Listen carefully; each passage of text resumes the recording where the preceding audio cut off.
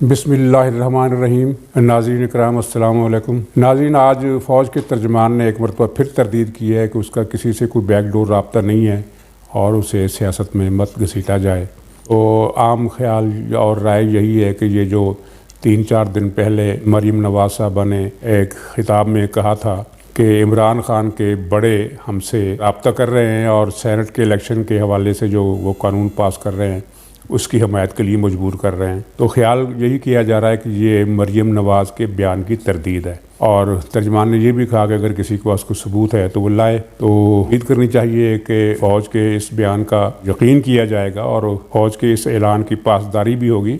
और हो सकता है जिस तरह बिलावल भुट्टो जरदारी ने आज इस बयान का खैर मकदम किया है और कहा है कि पीपल्स पार्टी तो चाहती यही है कि फ़ौज सियासत में मुदाखलत ना करे, तो इस तरह उन्होंने भी ये एक इशारा दिया है कि सियासत में फ़ौज की मुदाखलत नहीं होनी चाहिए। तो हो सकता है मरीम नवाज़ साहब अभी प्रेस कॉन्फ्रेंस करके को बयान दे कि अब वो फ़ोन आने बंद हो गए हैं या अभी आ रहे हैं, और अगर आ रहे हैं तो वो कौन लोग हैं, उनको कोई ना कोई इस मामले को आखिर तक पहुँचाया जाना चाहिए।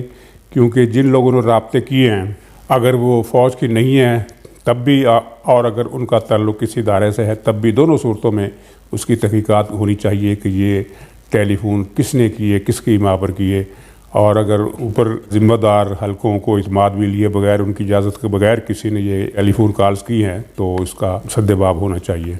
तो खैर, इस प्रेस कॉन्फ्रेंस से क़त्ए नज़र वो एक सबूत के लफ्ज़ से याद आया कि पाकिस्तान का जो सियासी कल्चर है, जो इंतज़ामी ढांचा है, जो रियासती निज़ाम है, उसमें सबूत की कोई अहमियत नहीं है।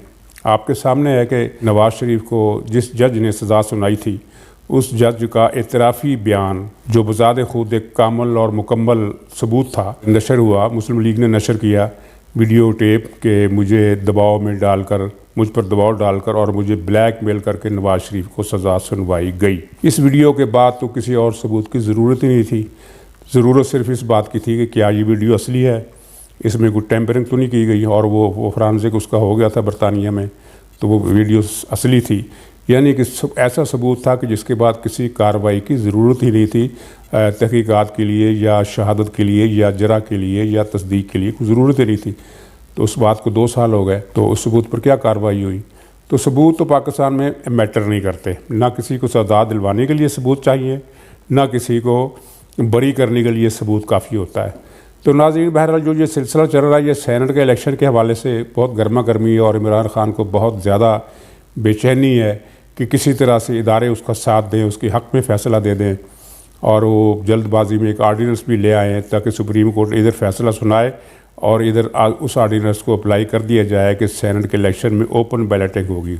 तो वजह ये बयान की जा रही है कि हम सियासत से पैसे का खेल जो है वो ख़त्म करना चाहते हैं, क्योंकि सेनेट में पैसे का खेल चल रहा है और ये तसव्वुर दिया जा रहा है हुकूमती हलकों की तरफ से कि मुस्लिम लीग और पीपल्स पार्टी, बल्कि पीपल्स पार्टी पर ज़्यादा ये शुबा ज़ाहिर किया जा रहा है कि वो वोटरों की, सेनेट के वोटरों की ख़रीदो फरोख्त कर रही है और बहुत सारे उम्मीदवारों से उसने पैसों का लेन देन भी किया है। और यहाँ तक चला है कि एक सेनेट की एक सीट 40-40 करोड़ रुपये पड़ रही है।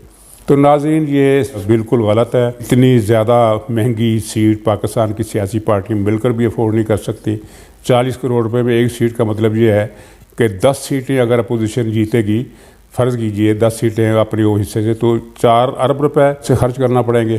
तो ये तो मुमकिन नहीं है। असल कहानी कुछ और है। असल कहानी ये है जिसकी जो लीकेज हुई है वो पीपल्स पार्टी या मुस्लिम लीग से ज़्यादा खुद PTI के अंदर के हलकों से हुई है। वो ये है कि खान साहब सेनेट में अपने यार दोस्तों, जिनको ATM मशीन भी कहा जाता है और दूसरी सहूलतें फराहम करने वाले लोग भी कहा जाता है, जो उनके यार बाश हैं, वो उनको हर सूरत में सेनेट का टिकट देकर जितवाना चाहते हैं। और खान साहब को ये रिपोर्टें मिल गई हैं कि पार्टी के अंदर रिजेंटमेंट है और इतने MPs हमारे बागी हो जाएंगे, वो इनको वोट नहीं देंगे और ये बंदे सेनेट में नहीं पहुंच जाएंगे। दूसरी तरफ PTI कि ये MPs ये कहते हैं कि ये तो अगर जीत गए सेनेट में तो सेनेट जो है कानूनी इदारा नहीं रह जाएगा, बल्कि ये तो आईनी इदारा नहीं रह जाएगा। इसके बजाय ये को मियाँ सल्ली या मियाँ मल्ली की हवेली बन जाएगा या मलंगों का डेरा बन जाएगा। तो वो PTI की अपने अरकान असम्बली किसी सूरत इनको वोट देने के लिए तैयार नहीं है, जिनको खान साहब वोट दिलवाना चाहते हैं। और खान साहब तक अरकान के बागी होने की खबरें, जैसा कि मैंने कहा कि पीपल्स पार्टी की तरफ से, पीपल्स पार्टी के अंदर से कोई खबर लीक होने की वजह से नहीं पहुंची हैं, बल्कि ये खुद पीटीआई के लोगों ने उनको बता दिया है कि हमारे इतने आदमी इन उम्मीदवारों को वोट नहीं देना चाहते। इनमें एक उम्मीदवार वो है जो पाकिस्तान में कोरोना लाने का जिम्मेदार बनाया और जिसने सऊदी अरब को पाकिस्तान से बहुत ज़्यादा दूर कर दिया है और जो PIA के तबाही में हिस्सादार बताया जाता है, ताकि रोज़वेल्ट का होटल साबिक़ सदर ट्रंप के दामाद को मुफ्त के भाव दे दिया जाए, अगरचे वो सारी स्कीम ख़राब हो गई और वो ट्रंप साहब भी चले गए। वो सेनेटर हैं। इसके अलावा एक वो साहब हैं जिन्होंने कनाडा की यूनिवर्सिटी से PhD किया और बाद में पता चला कि कनाडा में इस नाम की कोई यूनिवर्सिटी मौजूद ही नहीं है। तो इस तरह के वो सादक और अमीन किस्म के लोगों को सेनेट का टिकट दिलवा रहे हैं। तो ये पार्टी के अंदर एक बगावत है और अच्छी खासी बगावत है। यहाँ इब्तदाई अंदाज़ा ये था कि 20-25 अरकानी असम्बली हैं जो वोट देने से बाकी हैं, लेकिन हकीकत तो जो अब सामने आ रही है वो ये है कि उनकी तादाद इससे भी ज़्यादा है और खान साहब के ये उम्मीदवार हैं इनको जीतने के लाले पड़ गए। चुनांचे अब ये रियासती इदारों की मदद से ये सेनेट का इलेक्शन जीतना चाहते हैं और इसके लिए वो आर्डीनेंस को हर सूरत उसकी हमायत हासिल करना चाहते हैं। उम्मीद है कि ISPR ने जो बयान जारी किया कि वो सियासत में ना मुदाखलत कर रहा है, ना उसे सियासत में लाया जाए और ना उसके किसी से बैकडोर राब्ते हैं, तो उम्मीद करनी चाहिए कि ISPR का ये बयान 100% सही होगा और PTI जिस बरते पर ये समझ रही है कि वो इदारों को इस्तेमाल करके सेनेट का इलेक्शन जीत जाएगी। खान साहब सोच रहे हैं, PTI तो ऐसा नहीं सोच रही। जहाँ मसला PTI का बतौर जमात कम और खान साहब का ज़ाती मसला ज़्यादा है, तो ये जो बरता है ये शायद टूट जाए। नाज़रीन, ये तो सेनेट की कहानी चल रही है और एक दिलचस्प खबर मैं आपको ये बताना चाहता हूँ, आपने शायद पढ़ ली होगी कि बर्मा में मार्शल लॉ के ख़िलाफ़ जो जुलूस निकल रहे हैं उनमें बहुत ज़्यादा तादाद में लोग शरीक हैं और वकील, तालिब इल्म, दुकानदार, आम लोग, हर तरह हर तबक़े ज़िंदगी के अफराद जो है वो सड़कों पर है। लेकिन इससे वाली खबर है वो ये है कि इन जुलूसों में जो बड़े बड़े बैनर और प्ले कार्ड लहराए जा रहे हैं उनमें एक ही इबारत ये है कि रिस्पेक्ट माई वोट। इसका तर्जमा वही है कि वोट को इज़्ज़त दो, मेरे वोट को इज़्ज़त दो। तो नाज़रीन, ये वो नारा है जिसका पाकिस्तान में जब अवाम ने लगाया तो मुहब्बे वतन हलकों ने इसका मजाक उड़ाया कि वोट को इज़्ज़त दो। तो ये नारा देखिए बर्मा में भी पहुँच गया है और बर्मा चौथा मुल्क है जहाँ मार्शल लॉ मौजूद है। मिस्र में मार्शल लॉ है, बर्मा में मार्शल लॉ है, थाईलैंड में मार्शल लॉ है और चौथा मुल्क आप जानते हैं, मुझे बताने की ज़रूरत नहीं। मुझे याद है हमारी तालिब इल्मी के ज़माने में अफ्रीका और एशिया के बहुत सारे मुल्कों में मार्शल लॉ था। अफ्रीका में तो तकरीबन 1.5 दर्जन मुल्कों में मार्शल लॉ था, मिडल ईस्ट में मार्शल लॉ था, फार ईस्ट में मार्शल लॉ था, पाकिस्तान में मार्शल लॉ था, जनूबी अमेरिका, लातीनी अमेरिका जिसे कहते हैं, इन मुल्कों में मार्शल लॉ था। वो दौर गुजर गया जब 50-50 मुल्कों में मार्शल लॉ मौजूद थे और आए दिन मार्शल लॉ लगा करते थे। अब इस वक्त पूरी दुनिया में सिर्फ 4 जमहूरी मुल्क हैं जहाँ फ़ौज की हुक्मरानी है, बाकी तमाम दुनिया में पार्लियामेंट की हुकूमत है।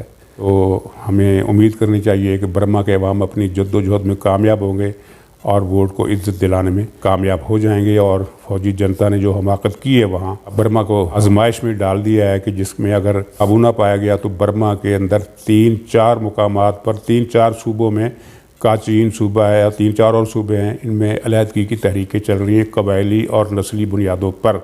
अगर ये मार्शल लॉ ना उठा और जमहूरी तहरीक फैल गई तो वहाँ जो एक सिविल अनार्की पैदा हो गई, उसके नतीजे में बर्मा टूट भी सकता है और बर्मा टूटेगा तो बहुत सारे मसाइल पड़ोसी मुल्कों के लिए भी होंगे और उसके असरात आलमी भी पड़ सकते हैं। चीन बर्मा की फ़ौजी जनता के पीछे है और अमेरिका जो है वो सूची के पीछे है।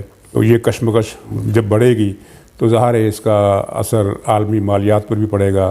तो चुनांचे हमें दुआ करनी चाहिए कि अल्लाह ताला बर्मा की फ़ौजी क़यादत को कुछ समझ बूझ दे और वो मार्शल लॉ छोड़कर बर्मा की अवाम को अपनी मर्ज़ी की हुकूमत चलाने का मौका दें। नाज़रीन, आखिर में मैं एक छोटी सी बात ये करना चाहता हूँ कि शेख रशीद ने 3-4 महीने पहले मसलसल ये एक मुहिम चलाई थी कि नवंबर-दिसंबर में अपोजिशन का सफाया हो जाएगा।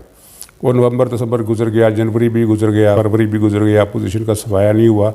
तो आपके ख्याल में क्या ये शेख साहब की एक वो बढ़ थी जो शेख चिल्ली का सा ख्वाब था?